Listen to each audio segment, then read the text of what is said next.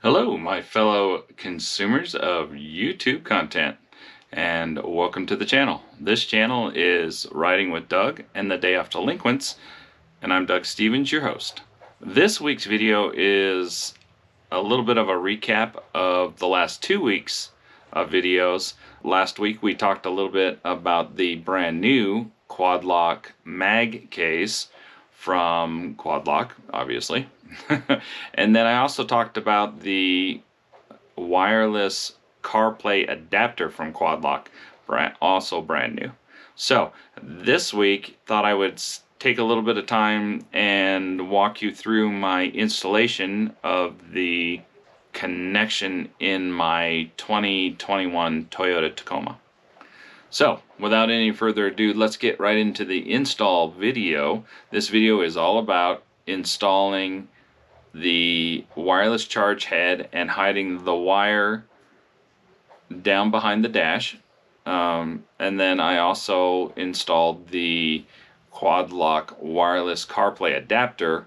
If you get any questions, feel free to go ahead and put in some comments down below. I'm happy to answer questions for you on how I installed it, what cables I used. If you like what I'm doing and you appreciate my videos, if you wouldn't mind just hitting subscribe up here, and I'd appreciate all of that. Right to the video. Here we go. Thanks for watching.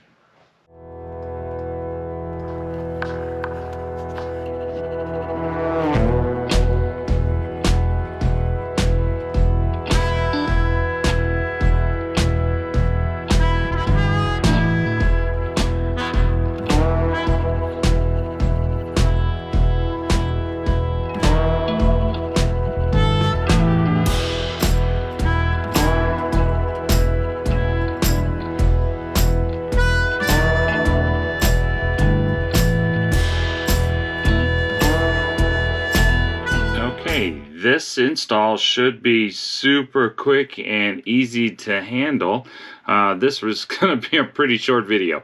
So what you want to do is you want to loosen the pieces around the radio. On the right hand side, you can just give a quick tug to the vent on the right and then a quick tug to the vent on the left, and it pulls off in one piece, and you're going to have 8 little notches that'll hold you in place. That's pretty easy. It's not going to be hard to get off. It should be real straightforward. And then with a 10mm socket, you're going to have 4 bolts around the radio, 2 on the left hand side, 2 on the right hand side. And so in this install we want to get actually behind the radio, so we're going to pull all of the bolts out. Pull them on the right hand side, and that'll be pretty easy there, obviously. And then on the left hand side, we're going to pull the 2 bolts on that side. You'll notice kind of on the left hand side over here, you also have little tabs that are really nice and convenient. What those tabs are next to the bolts are just some notches so that you can line the radio up just right with the brackets. So, alright, now that you have all 4 bolts out of the radio, all you're going to have to do is just slide straight out with the radio. You might have to wiggle it just a touch. You shouldn't have any problems there. And then what you're going to need to pay attention to on the bottom is there's a little bit of a tab for the console right below the radio, so you have to lift up on the radio there and then slide the tab. And then over here on your left, that actually slides out. What you're going to have to pay attention to, so you just pull that left gray panel there back a little bit, and then you should be able to slide your temperature controls right out of the top there. You can see the little trowel there, or the notch in the pieces. So alright, and then you just have to keep an eye on that tab at the top so that you're not scuffing up the radio. Okay, once you get that out of there, there are 3 plugs on the back of the radio, or I'm sorry, on the back of the panel for your controls for the air. So that first one there is the electric start for your push button start. The second wire is your control for the switch for two-wheel drive to four-wheel drive.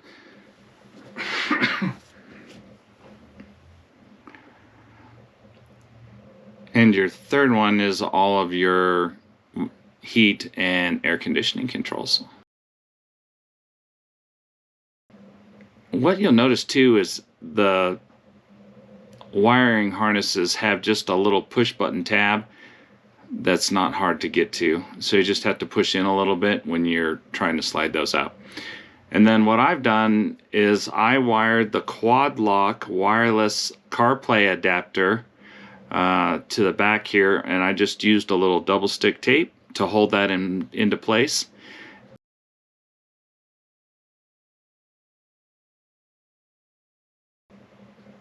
So here what you're watching me do is slide the wire for the power for the wireless charging head up behind the radio. There's plenty of room behind the radio, so you shouldn't have any problem there. You might have to pull the radio out though in order to run the wire behind it. You have lots of room here, and I just tucked it back in with the radio wires, and I just set it on top of the radio as I ran it up through the back. You'll have plenty of room here. There's room for your hands and stuff. You'll see where I run the wire up, and I'm going to just pull it around behind the radio wires. No problem there. You've got tons of room back there. And then what I did is I just set it on top of the radio as I ran it through. Right now I'm just trying to make sure that we have plenty of room, and I'm not going to crimp any of the wires when I put it back in there.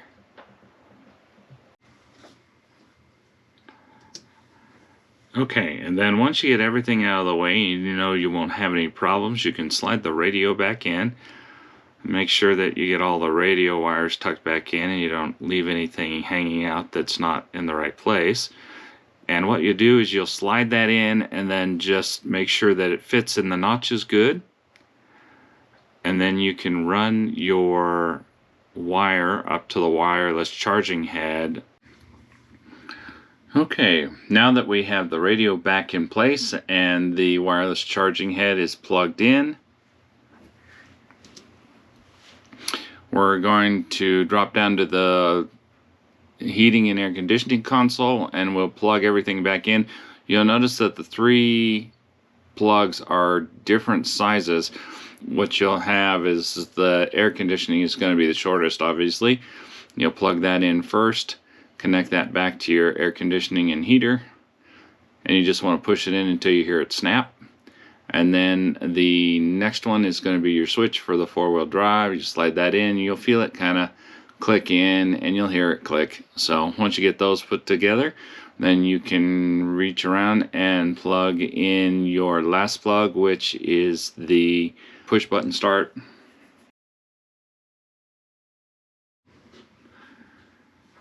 Okay, now that you're ready to go back together, what you want to pay attention to is the left-hand side there. You've got that edge that needs to clip into your gray panel piece.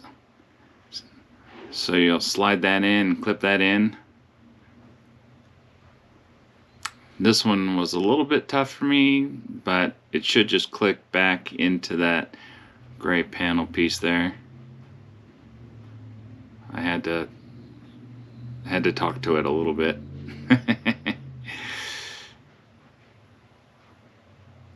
And then just make sure that you watch the radio above there when you click it in. But once we get it in there, then you can just push it back in, snap it all down, and you want to just go around the edges and make sure that you'll hear it click or snap into the rings on the edges. And then we'll push the gray panel back in too. That'll be good. Once we get that, then we're going to adjust the radio a little bit and make sure that it clicks into all of our tabs, or sets in the tabs. And from there, then we're ready to put the screws back in.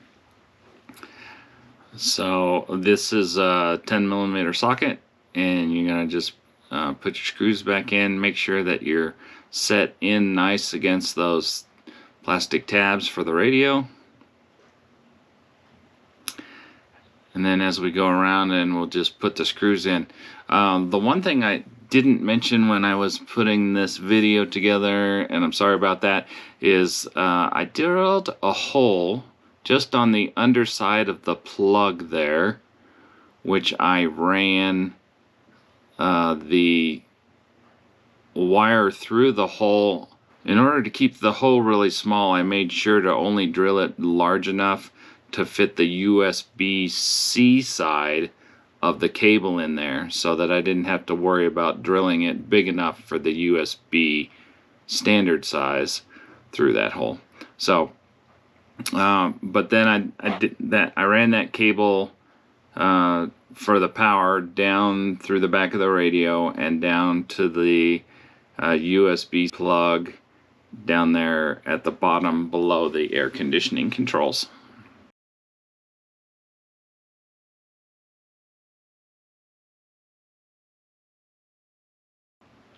Okay, so the last panel piece is for the radio, and you've got the 10 tabs there where you just have to make sure to get it all clicked in.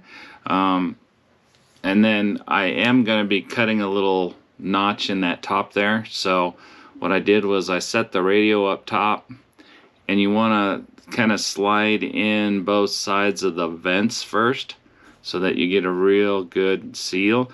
And I went to the top here, and I made sure to find out where my cable was going to come through, because you need to take it and just cut out a little half circle notch in this plastic so that you're not crimping the wire when you put it back together. And I just took a razor blade to put a quick slit in it so that I knew exactly where to do my rounded curve. Okay, so this is a quick look at the finished product. You'll notice up top here I cut a little circled notch for the cable at the top for the wireless charging head. And you don't need much, just enough to make sure that you're not crimping that cable. And then when you come down to the bottom, I also have taken care of drilling holes in the bottom for both wires. The one thing that I will mention that I didn't get to talk about in the video, that I didn't talk about when I put it together, is that I had an issue with the charge cable at the other end of the wireless CarPlay adapter. So I actually wired them both separately, and the wireless CarPlay adapter plugs into the radio down here on the bottom with the USB plug. And then you'll notice what I did was I ran a cigarette lighter USB up through there for the wireless charging head, so that I had to run both cables separate. So I have one USB connected to the radio that goes to Apple CarPlay, and then the other from the cigarette lighter plug that goes up to the wireless charging head.